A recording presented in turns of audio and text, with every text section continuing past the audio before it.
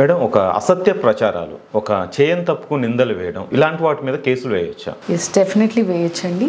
ఇలా మీ గురించి ఎవరైనా తప్పుగా మాట్లాడినా, మీరు ఆర్టికల్స్ పోస్ట్ చేసినా కానీ, లేదు అంటే న్యూస్ పేపర్లో ఆర్టికల్స్, జర్నల్స్ రాసినా కానీ దాన్ని డిఫమేషన్ కేసు వేసుకోవచ్చు. అయితే డిఫమేషన్, స్లాండర్, లైబల్ అని 2 రకాలు ఉంటుంది.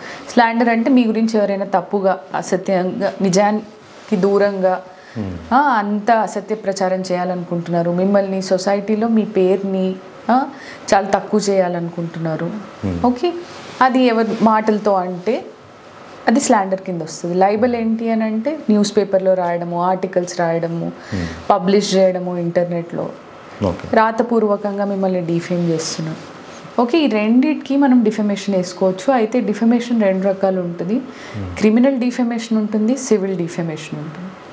క్రిమినల్ డిఫమేషన్లో ఏమని అడుగుతాము అని అంటే, మరి నా ఏదైతే సొసైటీలో నాకున్న పేరు అదంతా పోయింది, ఓకే, దీనికి వీళ్ళకి క్రిమినల్ పనిష్మెంట్ ఇవ్వమని అడుగుతాం క్రిమినల్ డిఫమేషన్లో. వేరే సివిల్ డిఫమేషన్లో నా పేరుకి భంగం కలిగించారు కాబట్టి, బయట నా గురించి అంతా అసత్య ప్రచారం చేశారు కాబట్టి, నాకు ఇప్పుడు వీళ్ళ దగ్గర నుంచి డ్యామేజెస్ అనేవి కావాలి, అంటే ద్రవ్య రూపేణ, ఇన్ టర్మ్స్ ఆఫ్ మనీ, డబ్బు నాకు ఇంత కంపెన్సేషన్ ఇవ్వండి అని. మీరు చాలాసార్లు చూస్తూ ఉంటారు, రాజకీయ నాయకులు 100 కోట్లకి అలా వేస్తూ ఉంటారు డిఫమేషన్.